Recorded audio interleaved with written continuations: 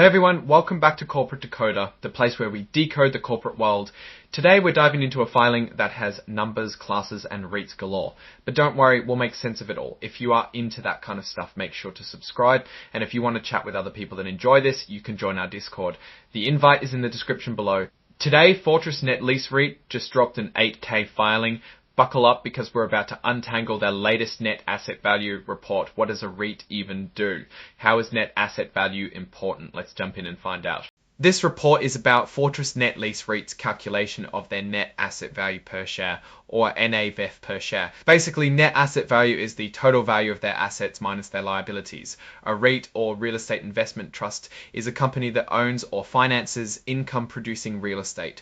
So knowing the NAV per share helps investors understand the value of their investment in this REIT. On June 13, 2025, the company reported its net asset value per share as of May 31, 2025 for different classes of their common shares. These classes are Class I, Class FS, Class FI, Class FS, Class FI, Class DS, and Class E. Different classes, well, just mean that depending on when and who you bought it from, the share may have a slightly different price. So what were the numbers? Class I shares had a MF of $10.2370. Class FS was at $10.02 fixed the $3. Class FI was slightly higher at $10.2768.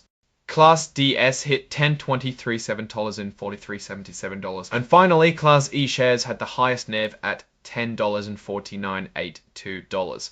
Remember, these are just snapshots in time. The net asset value of each class of shares can change monthly. Now let's dive into the components that make up the net asset value. As of May 31, 2025, their investments in real estate totaled a whopping $1,595,117,000. That's a big number. They also had 250 ats like brand recognition or intellectual property, basically stuff that you own that you can't really touch like your brand. They had cash and cash equivalents of $6,155,000 and restricted cash of $46,663,000. Then there were other assets valued at $18,800, not all assets. They also had liabilities. How much do they owe?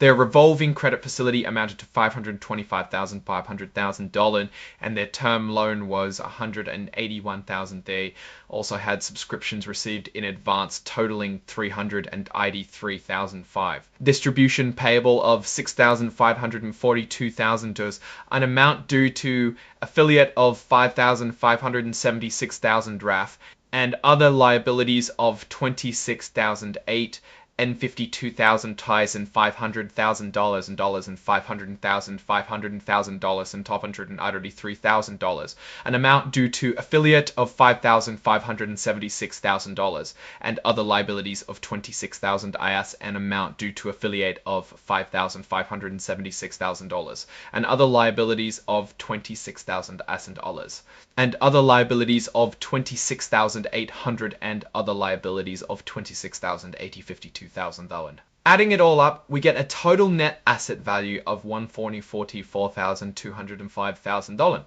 That's divided by the 110,754,000 outstanding shares and units. Here's the breakdown of net asset value for two $7.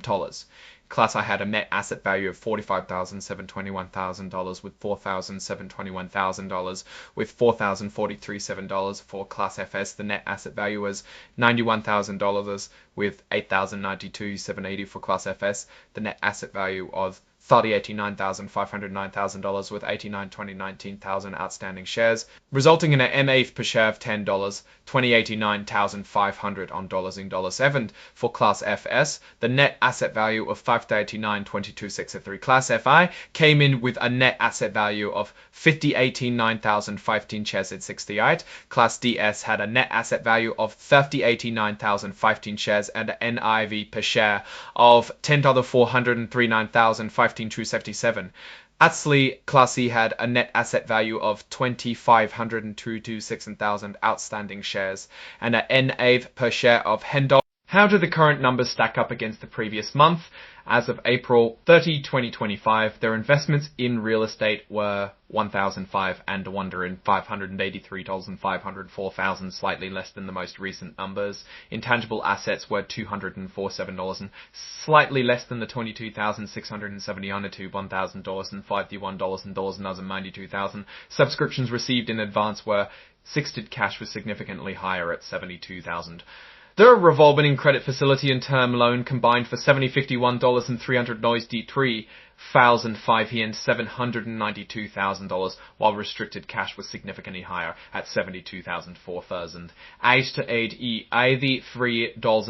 $83,981,000, and the amount due to affiliate was $4,981,161. Term $81,041,091 to affiliate was $4,981,000 for $4,000. This gave them a total net asset value of $1,072,911,000 divided by 100 on 4,000 divided by 1 on 4,200,000 outstanding shares and units. Here's the A per share breakdown for 242. 2040 28 $2,576,000 with 3,189,000 outstanding shares and a NAV per share of $10 and $2,152, $576,000 with 389,000 outstanding shares and an NAV per share of $10.98. Class FI had a net asset value of $362. SI had a net asset value of $384,500 outstanding shares and a NAV per share of $10.21,625. Brusefs came in with a net asset value of $82,005 with $9,000 shares. Coins FI had a net asset value of $365. Class FS came in with a net asset value of $82,504,625 with $529,559 and with $865,675,24,670. Ones and with $10,192 our SAF. I had a net asset shares and ends Abdu $82,005. So what? The first thing that should pop up is the tremendous amount of debt that the company carries. Over half of its real estate assets are balanced by debt. While this is not immediately alarming, it can be a double-edged sword when interest rates start going up, or if their tenants start having financial difficulties. They might not be worth anything if they can't pay back their loans. The second thing is that it looks like the net asset value increased quite steadily from April to May. Through to May could Overall, it looks like the company is doing fine, but be sure to do your own due diligence. Alright, that was the breakdown of the recent filling by Fortress Net Lease REIT. Did I miss anything? Let me know in the comments. If you found this straight to the point breakdown, make sure to hit the like button and subscribe as well. Also, don't forget to check our Discord for more discussion about these type of filings. Thanks and see you in the next video.